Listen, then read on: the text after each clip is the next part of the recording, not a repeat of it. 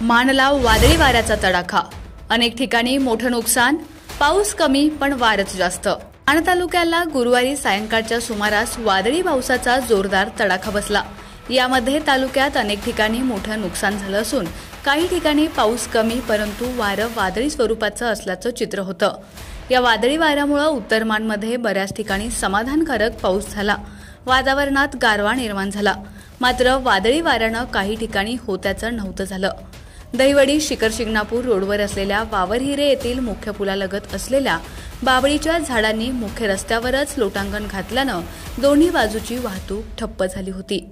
यावेळी वाहनधारकाने पर्यायी मार्ग काढत वावरहिरेच्या ओढ्यातून प्रवास केला। त्याचबरोबर वावरहिरे येथीलच पिसे वस्तीवरील हरिदास पिसे यांच्या जनावरांच्या गोठ्यावरील पत्रा उडून गेला। दहिवडीमध्ये नगरपंचायतीच्या मागील बाजूस उभ्या केलेल्या घंटा गाडीवर निर्गिलीचे झाड कोसळल्यानं गाडीचा चुरा झाला। त्यानंतर कर्मचाऱ्यांनी घटनास्थळी धाव घेत ते झाड बाजूला केलं। रिलायन्स पेट्रोल पंपाजवळ विजेचा खांबच रस्त्यावर पडल्यानं वाहतूक विस्कळीत झाली होती। वाहनधारकांनी यावेळी शेजारी असणाऱ्या सनी ग्राउंडमधून प्रवास केला। पॉकेट कॅफेसमोरील झाडाची मोठी फांदी झुंबड हॉटेलच्या बोर्डवर पडली होती। त्याचबरोबर दहिवडी बसस्थानकाच्या पाठीमागून सिद्धनाथ मंगल कार्यालयाकडे जाणाऱ्या रस्त्यावर लिंबाचं झाड आडवं झालं होतं। दहिवडी ते खांडसरी चौक मार्गावर विजेच्या तारा तुटून रस्त्यावर पडल्या होत्या। दानवलेवाडी येथील जंबूबेट या ठिकाणच्या शेतात झाडाची फांदे खांबावर पडल्यानं विजेचा खांब मोडून पडला। त्याचबरोबर विलास भोसले यांच्या शेळ्यांच्या शेडवरचा पत्रा वाऱ्याच्या दणक्यानं उलट्या छत्रीप्रमाणे झाला।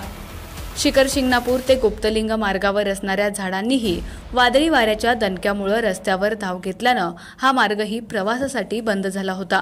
वाऱ्यामुळे अनेक ठिकाणी विजेचे खांब पडले, अनेक ठिकाणी मोठं नुकसान झालं। त्यामुळे वीज गायब होणे हे साहजिकच होतं। वीज गायब झाल्यानं सर्वत्र काळोखाचं साम्राज्य पसरलं होतं। अनेक ठिकाणी वीज वितरणाच्या माध्यमातून वीज सेवा सुरळीत करण्यासाठी युद्धपातळीवर प्रयत्न सुरू असल्याची माहिती मिळत आहे।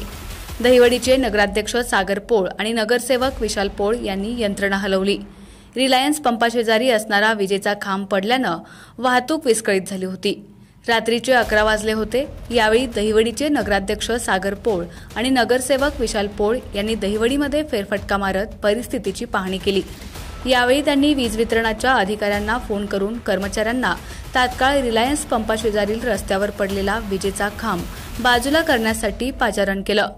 त्यामुळे नगराध्यक्ष आणि विशाल पोळ यांनी रात्रीच यंत्रणा हलवल्याची चर्चा रंगली होती। सगळीकडे काळोखाचं साम्राज्य, मात्र दहिवडीच्या महावितरण कार्यालयात मात्र लखलखाट। दहिवडीसह माण तालुक्याच्या ज्या भागात वादळी वाऱ्यानं तडाखा दिला त्या भागातील वीज गायब होती, मात्र दहिवडीच्या महावितरण विभागाच्या कार्यालयात लखलखाट दिसत होता। यावेळी महावितरणाच्या कार्यालयात सगळी व्यवस्था चोख असते। इतर ठिकाणी व्यवस्थित वीज सेवा पुरवण्यात महावितरणाला अपयश आल्यानंच सर्व ठिकाणी नुकसान होऊन वीज गायब असल्याची चर्चा सर्वसामान्य लोकांमध्ये रंगली आहे। आपला आवाज न्यूजसाठी एकनाथ वाघमोडे, दहिवडी।